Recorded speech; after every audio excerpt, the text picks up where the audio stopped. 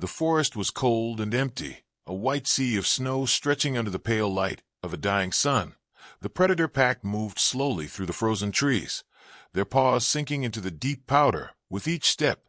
The wind howled between the bare branches, carrying no scent of prey, no whisper of life, only the cruel smell of ice and hunger. Their leader, a tall and scarred hunter with silver streaks in his dark fur, walked in front with his head low and his eyes scanning the endless white. He could hear the soft panting of his kin behind him. The younger ones weaker now, their ribs showing through their skin, their tails hanging low without strength. They had not eaten in many days, the meat from their last kill long gone, the memory of its taste fading like smoke in the wind. The snow under their paws was old and hard, marked only by their own tracks. The small animals had vanished when the storms began. The larger beasts had moved to warmer lands weeks ago. Only shadows and silence remained here. The leader knew the pack would not last much longer if they did not find food soon. Every step now felt heavier than the last, every breath a slow struggle in the freezing air. Night began to fall, the light dimming into a blue gloom, and the pack paused to rest under a line of twisted pines. The young ones curled close together, their thin fur trembling against the cold. The older hunters lay with their ears high, listening for any sound, but there was nothing, only the sigh of the wind over the snow. The leader looked at the sky, where the first stars began to appear, their pale light distant and cold. They offered no warmth, no hope, only silent watching. It was then that the leader caught it, a thin thread of scent on the wind, faint but strange. It was not the smell of prey or predator. It was not the scent of blood or fear. It was something warm, something smoky, something that made his empty belly twist with a sharp ache. He lifted his head and sniffed again, his ears turning forward, his eyes narrowing in the fading light. He knew this smell was not from the wild. The pack watched as their leader rose and began to move, his steps quicker now, his head held high to follow the strange scent. The others followed, their tired bodies driven by the same deep hunger. Through the trees they moved like shadows, silent and low, until the smell grew stronger, richer, filling their noses and making their mouths flood with saliva. They did not know what it was, only that it promised food. The wind shifted, and the leader saw it first, a glow in the dark ahead, flickering between the trunks of the trees.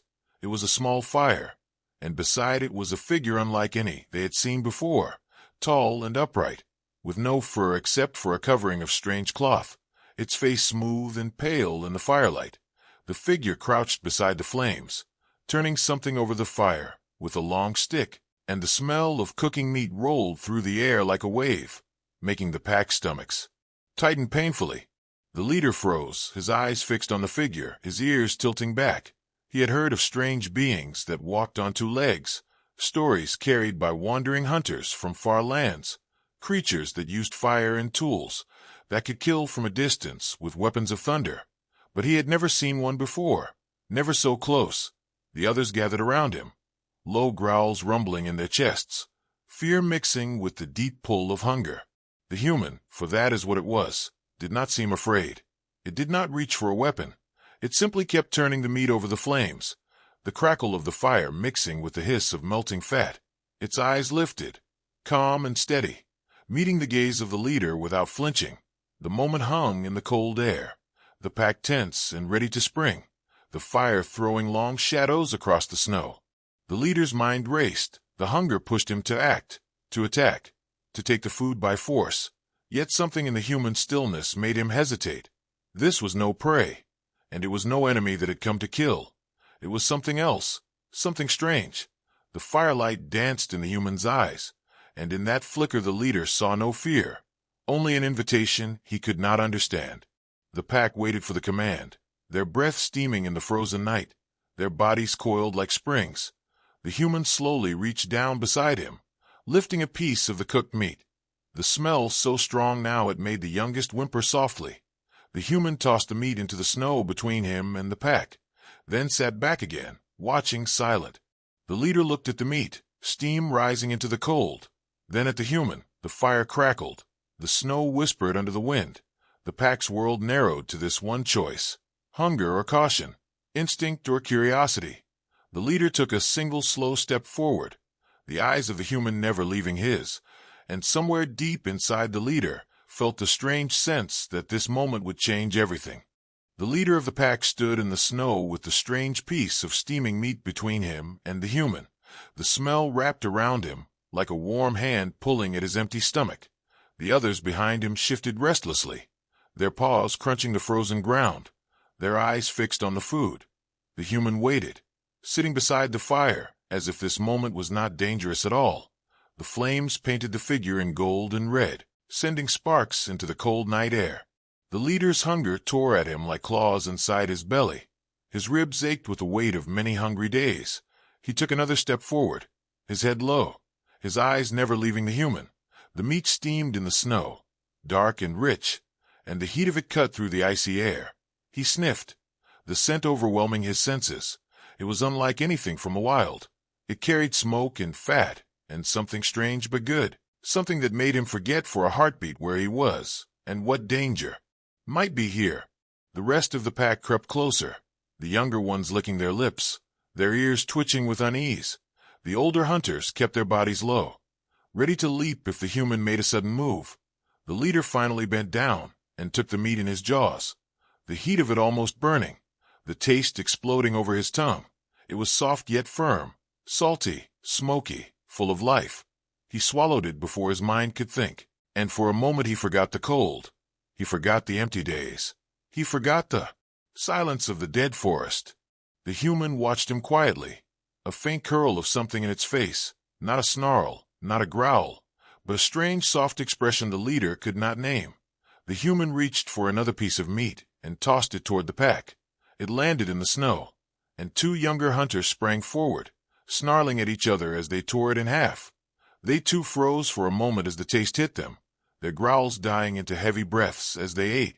The leader could feel a shift in the air, not the scent of prey or predator, but the weight of choice. The human's fire crackled, melting the snow in a wide circle. The shadows of the trees leaned long toward them. The human reached for a stick, long and sharp at one end, and pointed toward the forest, then toward the pack, then toward himself, its movements slow and careful, as if trying to make meaning without words. The leader tilted his head, his ears forward, his eyes locked on the human's strange ritual. The human stood, slinging a strange bundle of objects across his back, the firelight flashing off bits of metal. The leader's muscles tensed, ready for an attack, but the human only began walking toward the deeper woods, glancing back once to see if the pack followed. The leader hesitated. The pack murmured low in their throats, torn between caution and the smell of more food that lingered in the air. The wind shifted, carrying the human scent toward them, and within it was something else, faint but tempting, the smell of something alive and fresh. The leader stepped forward, then another. The pack followed, their paws crunching through the crusted snow. The human moved with steady steps, his strange boots leaving deep prints. The firelight soon vanished behind them, replaced by the cold shimmer of starlight through bare branches. The forest here was thicker, the snow shallower under the trees. The leader noticed the human's eyes moving everywhere, his ears catching every small sound. He was hunting, but not in the way the pack hunted. He stopped often, crouching, touching the ground, pointing at faint tracks that the leader had barely noticed. The leader's respect grew without him wanting it to. This human saw much for a creature without a predator's nose or ears. They came to the edge of a frozen river, wide and silent under a skin of pale ice. The human set down his bundle and pulled out tools the pack had never seen before, long sticks with sharp points, a small axe made of metal that gleamed in the moonlight. The human walked onto the ice and struck it hard. Cracks spread in jagged lines, and cold water welled up. The pack shifted uneasily, ready to pull back, but the human's calm drew them to watch. From the dark water below, flashes of silver moved. The leader blinked, not prey he knew, but living shapes darting under the ice. The human reached in with a stick, and in one quick movement speared one of the silver shapes, lifting it out. It flopped and twisted, scattering drops of cold water. The human held it up for the pack to see. The leader caught its smell, fresh and clean, not meat he had ever eaten, yet his stomach growled in answer. The human pulled more of the silver creatures from the river, laying them in the snow, his hands moving with skill, his body sure and without wasted motion. When he had many, he built a small fire on the bank, its light flickering across the ice. The pack drew closer, the warmth drawing them as much as the smell. The human placed the creatures over the fire, their skin turning golden, their fat sizzling, sending waves of scent into the air. The leader could feel the pack's restraint breaking, their hunger clawing at their minds. The human tore a piece from one and tossed it toward the leader. The taste was strange and soft, rich with the heat of the fire.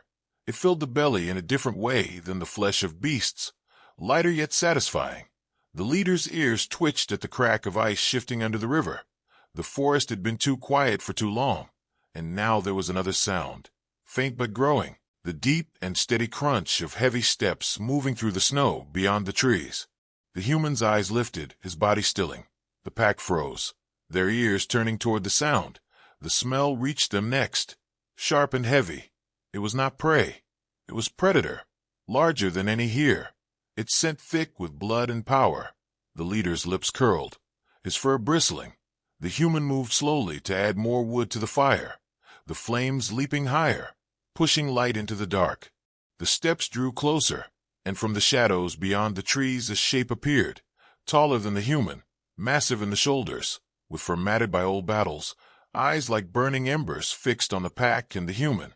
It did not move quickly. It did not need to. Its size alone promised death.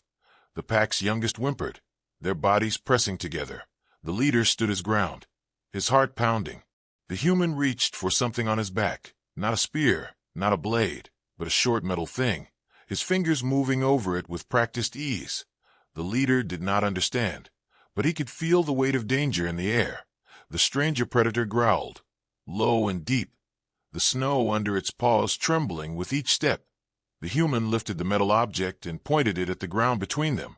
A thunderous crack split the night, and the snow jumped from the force. The great predator stopped, its eyes narrowing, the firelight painting its face in orange and black. Silence returned except for the hiss of the fire. The predator backed a step, then another, its gaze locked on the human. It did not run, but it melted back into the dark with slow steps, the sound of its retreat fading into the cold. The pack did not move, their eyes on the human, their ears ringing from the sound they had never heard before. The leader felt the air shift again, not safe, but no longer moments from blood. The cold morning came with a sky the color of steel. The frozen river lay before them like a long silver wound in the land. The predator pack stood near the edge, their breath rising in pale clouds.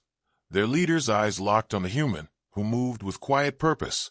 The snow was not deep here. The trees leaned close to the water, their bare branches whispering with the faint wind. The air smelled of frost and something faintly alive beneath the ice. The human crouched by the bank, his strange tool spread before him, the sharp stick, the short axe of metal, the loops of cord. His hands moved with skill, each motion sure and smooth.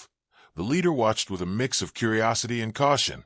His pack stood behind him, shifting on their paws, unsure why they had followed this strange creature to the river instead of hunting the way they knew. Yet the scent of cooked fish from the night before still clung to their memory, and hunger was a chain that pulled them forward.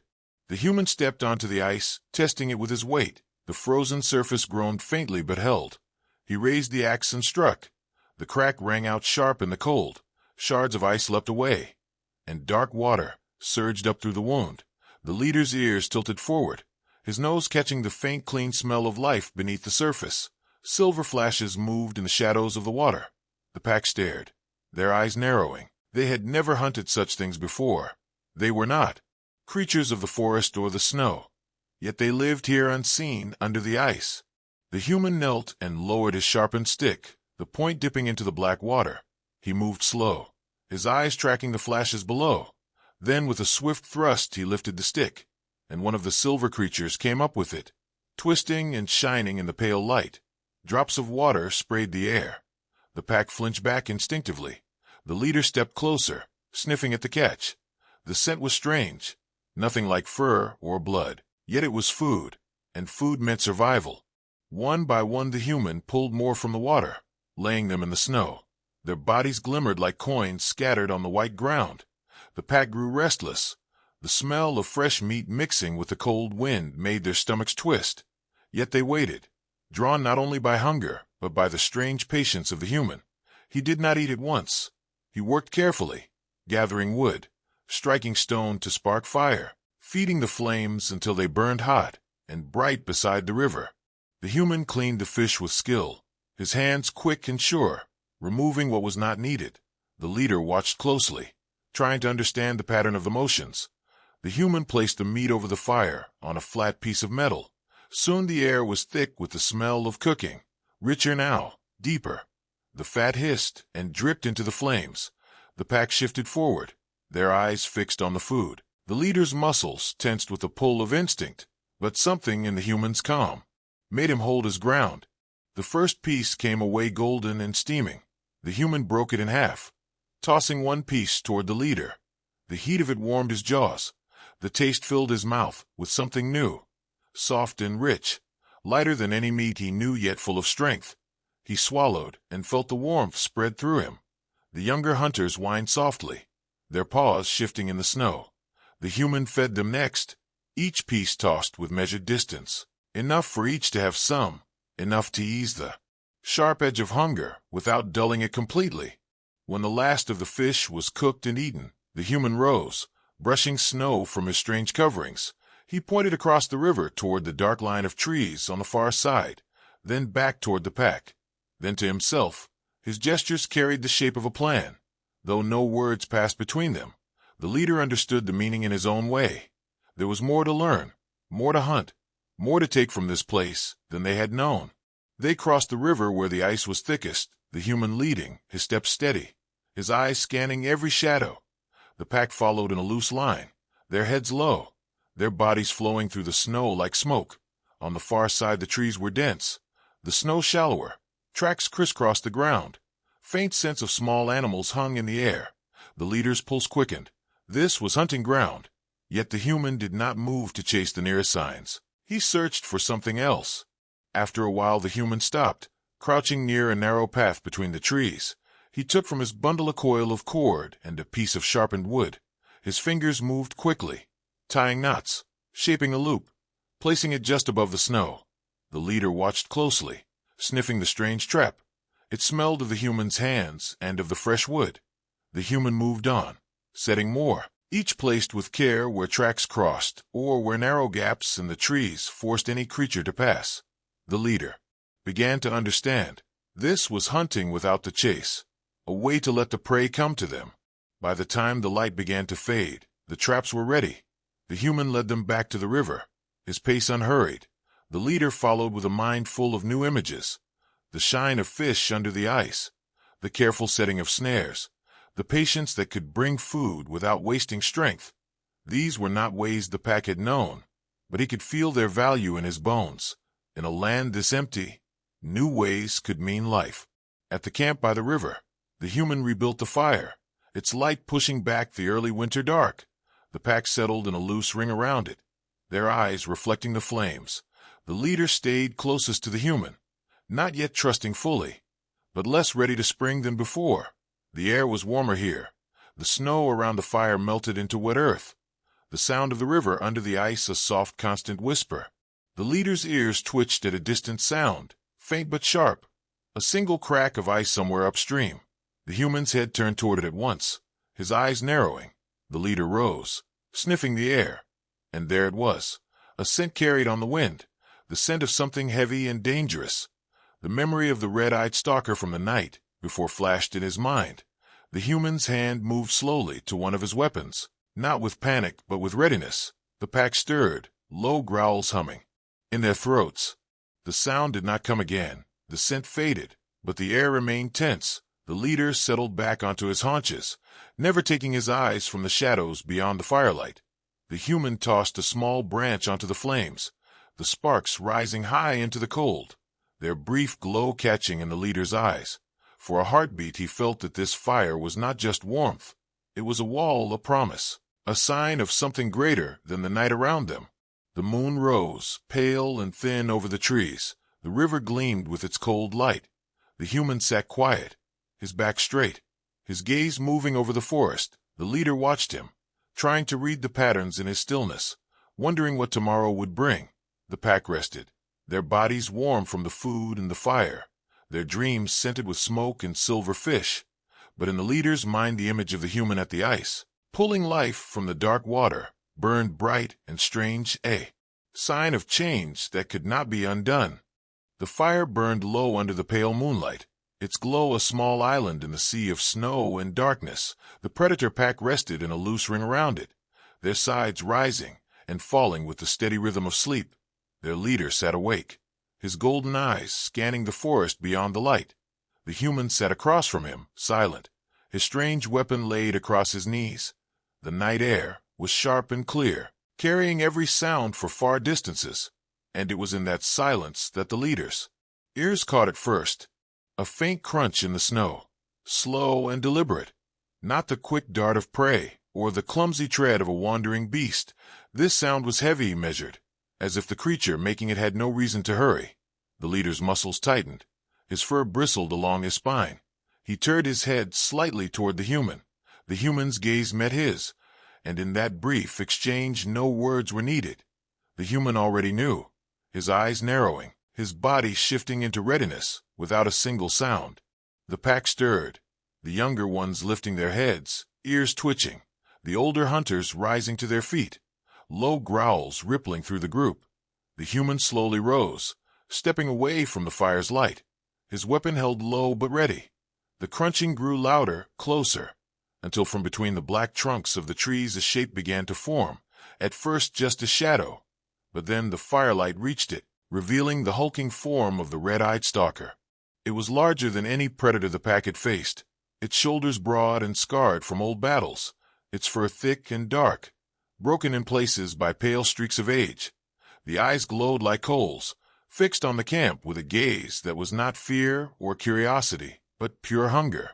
It moved with the slow confidence of a killer that had never been beaten, its breath steaming in the cold, each exhale like smoke from a furnace. The leader stepped forward, placing himself between the beast and his pack, his lips pulling back in a silent snarl. The human did not retreat. Instead, he shifted sideways, his steps light on the snow, circling so that the stalker's attention split between him and the leader. The red-eyed beast paused, its gaze flicking between the two, its ears tilting back, a low growl rolling from deep in its chest. The leader's tail lashed once, his body coiled like a spring, ready to leap. The human lifted his weapon slightly, the firelight glinting off the dark metal. Another sound reached them, softer but no less dangerous, movement in the shadows behind the first stalker. The leader's ears caught it, and his heart sank. There was not just one. Another shape slid into view, smaller but still powerful, its eyes the same burning red. The pack began to shift restlessly, their growls rising, the younger ones backing closer to the fire, the older hunters taking positions at the edges. The human's jaw tightened, his eyes flicking between the two beasts, his hands steady on his weapon. The first stalker took another step forward, its massive paw pressing into the snow, the muscles under its thick fur rippling. The human raised the weapon higher, but he did not fire. Instead, he glanced toward the leader and gave a short, sharp gesture with his hand. The leader understood enough to hold his ground. The stalker's growl deepened, vibrating through the cold air. The fire popped and hissed, throwing sparks that drifted into the dark. The second stalker began to circle, its head low, its breath steaming in fast bursts. The leader could feel the moment building, like the weight of a storm before it breaks. His claws dug into the frozen earth, his ears flat against his skull. The human's eyes locked on the lead stalker, and then the great beast lunged forward. The human moved with startling speed, stepping sideways. The weapon rose, and a crack of thunder shattered the night. The sound echoed through the forest. A spray of snow jumped where the shot struck the ground in front of the beast. The stalker skidded to a halt, its eyes wide for a heartbeat, then narrowing again. The shot had not been meant to kill. The leader understood now. It was a warning, a challenge. The stalker snarled, its ears twisting back. The second beast froze in its circling. The air seemed to hold its breath. The pack stayed tense, but did not break formation.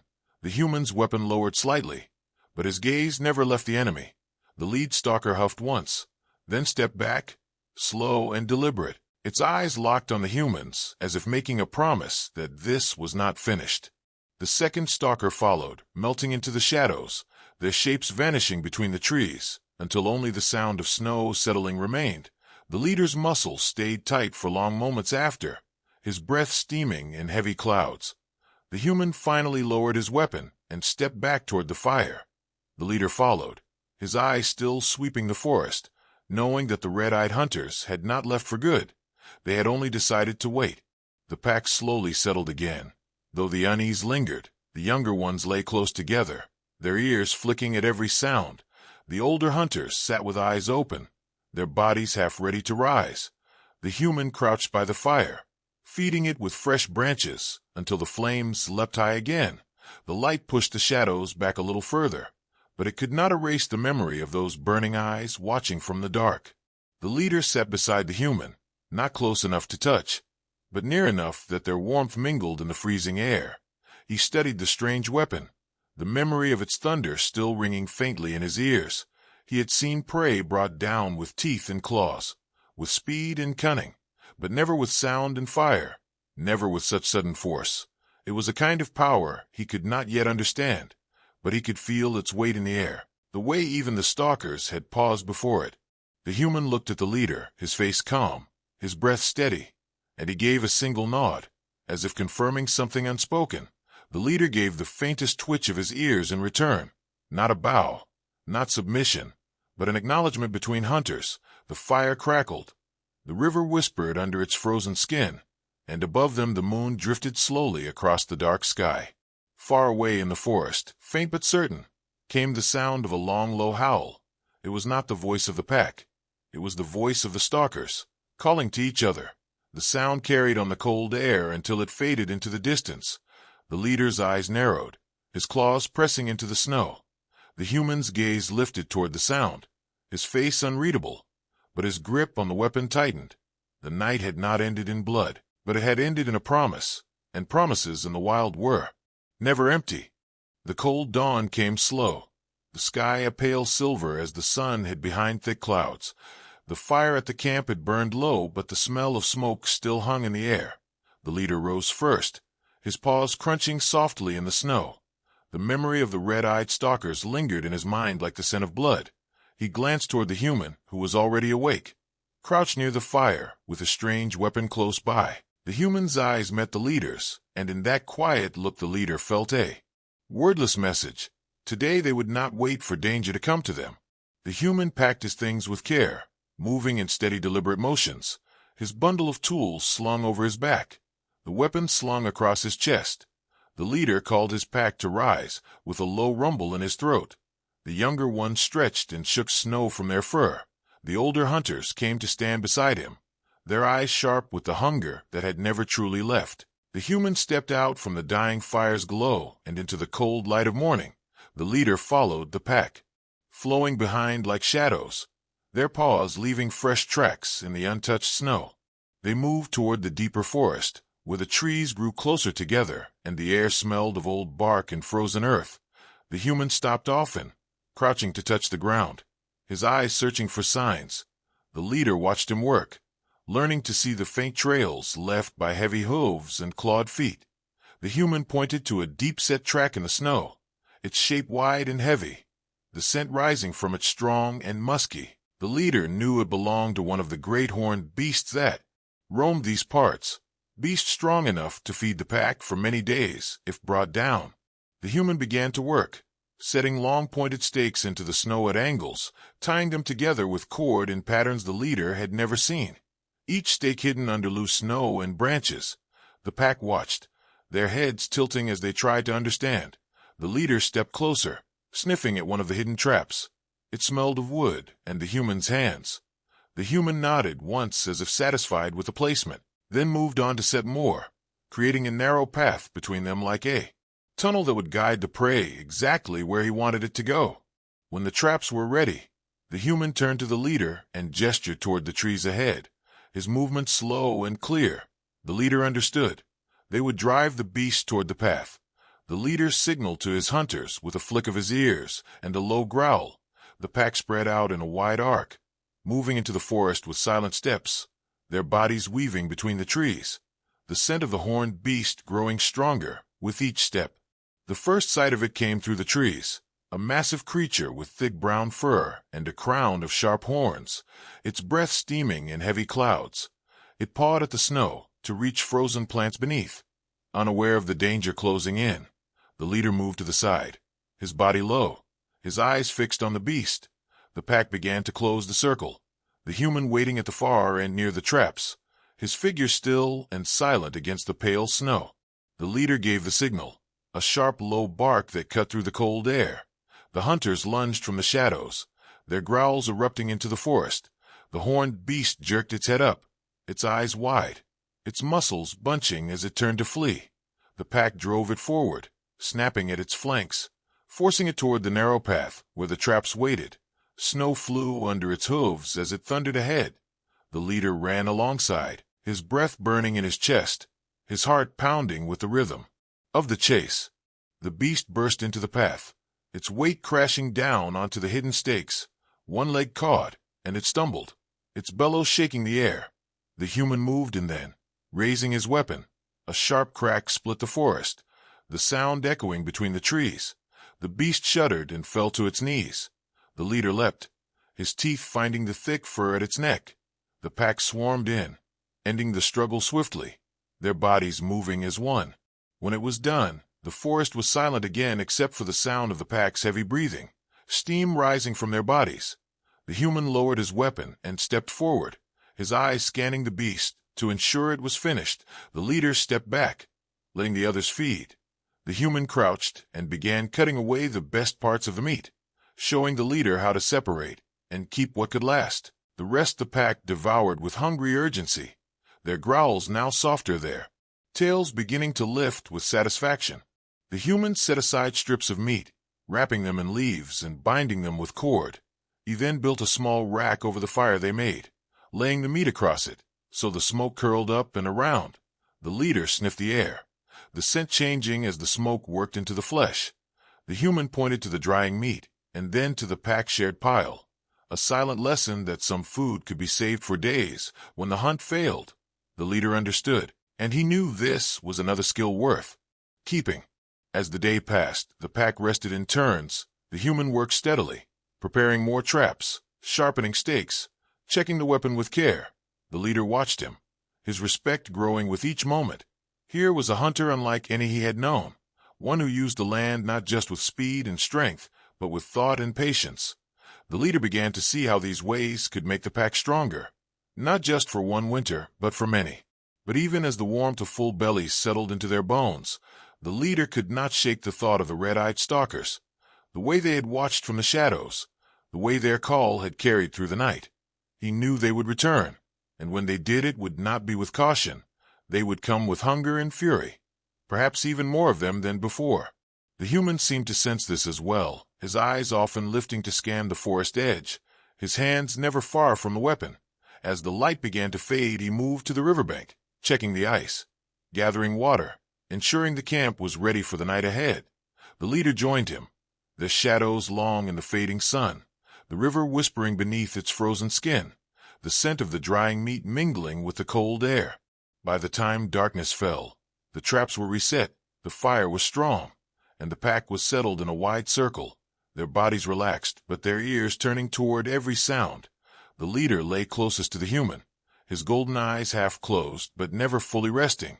The night was quiet for now, but in the distance, far enough to be faint yet clear enough to be certain, came the sound of a howl, long and deep, answered by another and another. The red-eyed stalkers were speaking to each other. Again, and this time their voices carried the rhythm of hunters making ready. The leader lifted his head, his ears forward. The human froze in place, his gaze fixed on the dark beyond the firelight. The pack stirred, their muscles tightening. The air grew heavier, as if the forest itself was holding its breath. Tomorrow the hunt would not be for prey alone. Tomorrow the hunters would be hunted. The night was deep and cold, the fire burning strong at the center of the camp. The predator pack lay in a loose ring, their bodies tense beneath their stillness. The leader sat with his head high, his golden eyes fixed on the darkness beyond the circle of light. The human was crouched by the fire, checking the strange weapon in his hands, his movements calm but deliberate. The air carried the distant sound of howls, low and long, the voices of the red-eyed stalkers, speaking across the frozen forest. The leader knew those calls were not idle. They were gathering. They were marking the edges of the pack's range.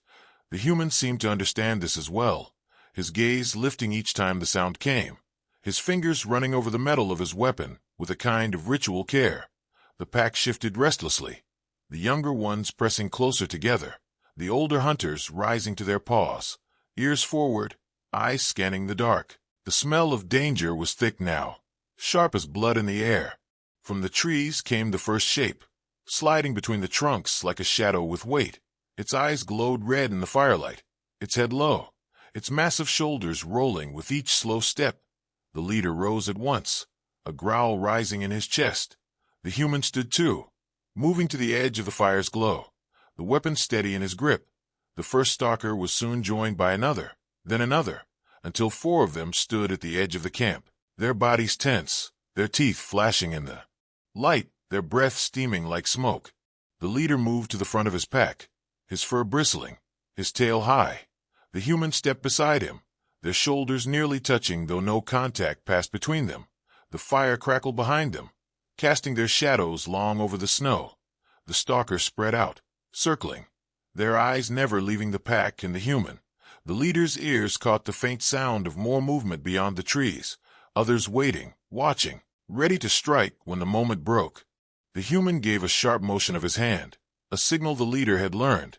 The traps were set, the narrow paths laid with stakes and hidden snares. The pack began to shift, some sliding to the sides, their movements slow, unthreatening on the surface, but placing them exactly where the human had planned. The stalkers continued their slow advance, their claws digging into the snow, their growls rolling low and steady like distant thunder. The first charge came without warning, one of the stalkers leaping forward in a blur of fur and teeth. The human's weapon rose and thunder split the night. The shot struck the ground at its feet, throwing snow into its face. It stumbled. The leader lunged at once, his teeth snapping at its flank, driving it sideways into one of the hidden snares. The loop tightened around its leg. The stalker roared, thrashing. The pack pounced, their bodies slamming into it from all sides, their teeth finding purchase. The snow churned under their struggle until the beast fell still. The other 3 came then, 2 rushing from the front, 1 from the side. The human turned and fired again, the sound echoing through the trees. One of the front attackers faltered, veering away. The others slammed into the leader, their bodies crashing together, the impact sending a shock through his bones. The leader twisted, biting hard into its shoulder, tasting the hot rush of blood. The pack surged forward to join him, their bodies flowing over the snow like dark water. The human met the side attacker head-on, his weapon spitting another crack of thunder, the shot striking true. The beast stumbled, its red eyes wide with shock. The human stepped in close, striking with the metal butt of the weapon, driving the stalker back toward the sharpened stakes hidden under the snow. It fell into them with a cry, the points tearing through its hide. The human stepped back, breathing hard, his eyes already searching for the next threat. The last of the 4 stalkers stood at the edge of the firelight, its breath heavy, its eyes locked on the leader. The pack froze, the air thick with the weight of the moment. The human lowered his weapon slightly, his gaze flicking to the leader, then back to the beast. It was not a signal to fight together. It was an offering, a choice. The leader understood. This was his battle. The human would not take it from him. The leader stepped forward, the snow crunching under his paws, his eyes locked on the red-eyed beast. The stalker growled low, the sound vibrating through the air. They circled each other, the fire casting shifting shadows over their bodies. The leader's muscles coiled, his claws digging into the frozen ground.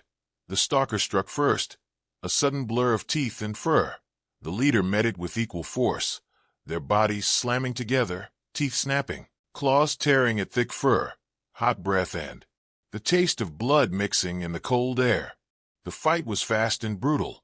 The stalker's weight was greater, but the leader was quicker. He twisted away from crushing bites, his jaws finding the side of its neck, his body driving forward with all his strength. The stalker roared, thrashing, its claws raking his side. Pain burned through him, but he held on, his teeth sinking deeper. The pack roared behind him, their voices a wall of sound. The stalker stumbled, its strength faltering. The leader wrenched his head, tearing deep. The beast collapsed into the snow, its red eyes dimming as the life left it. The leader stood over the fallen enemy, his chest heaving, blood on his muzzle, his breath rising in great clouds. The human stepped forward, his gaze sweeping the battlefield. The traps held. The fallen stalkers lay still. The forest was silent again save for the crackle of the fire and the soft shifting of snow under tired paws. The danger was gone for now. The victory was theirs. The pack gathered, their bodies pressing close to the leader, their eyes bright with the fierce light of survival. The human looked at the leader and gave a single slow nod. The leader returned it with a dip of his head, an acknowledgement between hunters who had faced death together and endured. The fire's light wrapped around them, pushing back the night. The snow around the camp marked by the signs of the battle they had survived. Beyond the trees the moon hung cold and high, its pale light spilling over the river. The trap stood ready still, the drying meat safe above the smoke. The pack settled slowly, their breaths easing, their tails low, but no longer with fear. The leader lay near the human, their warmth mingling again in the freezing air, their eyes on the forest edge, knowing the red-eyed stalkers would not return soon, and knowing also that if they did, the pack would be ready. The red-eyed stalker lay still in the snow, steam rising from its wounds. The forest was silent except for the crackle of the fire and the slow breathing of the pack. The leader stood over the fallen beast, his chest heaving, his golden eyes bright in the glow.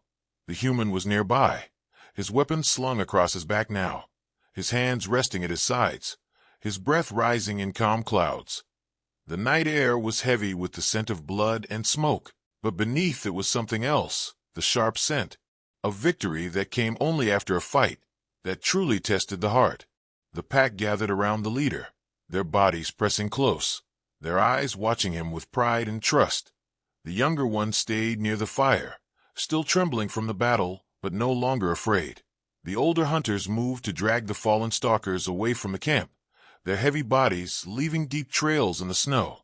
The human worked beside them without hesitation, his hands strong as he helped pull the carcasses clear. The leader watched him, the image of the human fighting it there. Sight burned into his mind as something that could never be undone. When the bodies were cleared, the human knelt by one of them and began to cut the meat with his sharp tools, his motions precise and sure. The pack waited, their eyes fixed on his hands. The leader stepped forward to help, tearing smaller pieces free with his teeth, placing them on the snow for the others. The human's gaze met his for a moment, and in that silent meeting there was understanding. They would share in the spoils as one, not as rivals, but as members of the same hunt. The meat was cooked over the fire, the fat sizzling and sending rich scent into the cold night air. The younger hunters were fed first, then the older ones. The leader and the human ate last, chewing in steady silence, each bite warming their bodies and easing the ache of their wounds. The leader felt the strength return to his muscles, the heat of the food spreading through him like the fire spreading through the logs. The human seemed calmer now, his shoulders loose, his eyes scanning the forest not with fear but with measured watchfulness. In the days that followed, the snow fell thick over the battlefield, covering the signs of the fight. The pack grew stronger, their bellies full from the preserved meat, and their bodies hardened by the hunts the human led.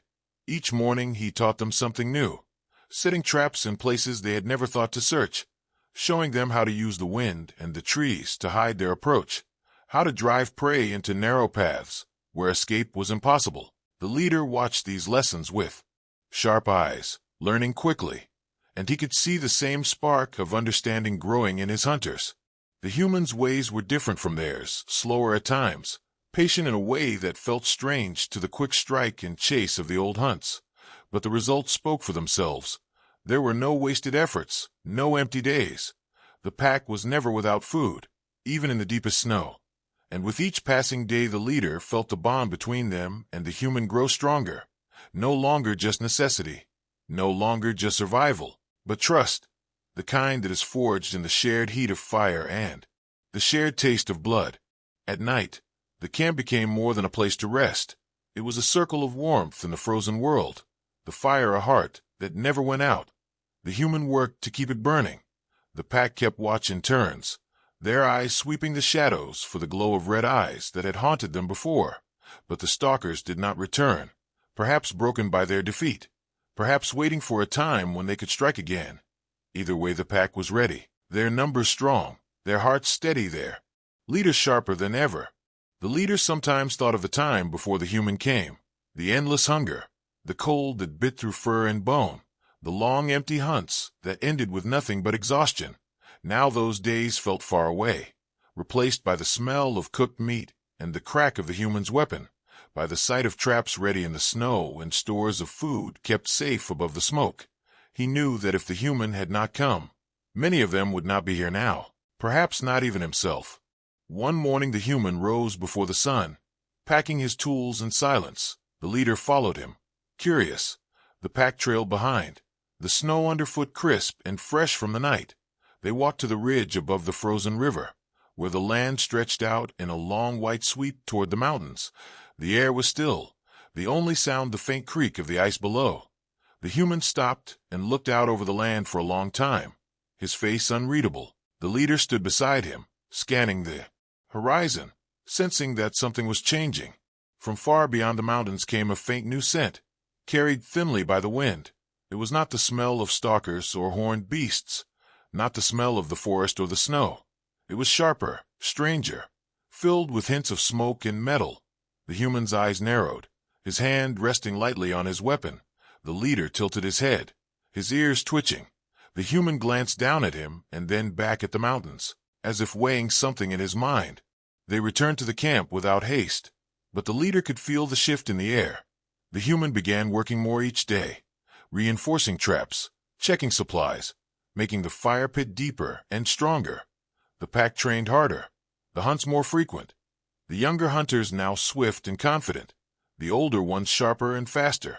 There was no sign of the red-eyed stalkers, but the leaders sensed that the danger ahead would not wear fur or claws. Whatever was coming would be something new. When the sun set on the final day before the snow began to fall again, the leader sat beside the human at the fire, the pack lying in a calm ring around them, the meat racks full, the weapons ready, the air heavy with the smell of smoke and fat. The leader looked at the human and saw not an outsider, but a part of the pack, not bound by blood or birth, but by the shared battles and shared survival. He lowered his head slightly in a gesture of respect. The human gave the faintest smile his eyes, reflecting the firelight. The night was quiet, the forest still, the stars sharp above, yet the leader knew that quiet did not mean safety. It only meant a moment to breathe before the next test. Whatever came beyond the mountains, they would face it together, the predator pack and the human, no longer separate, no longer strangers, but one. The wind rose, carrying with it that strange scent again, stronger now. The leader's ears tilted forward. The human's hand found his weapon. Their eyes met, and in that shared look was the truth they both understood without words. The world beyond the ice and snow was coming to them, and they were ready.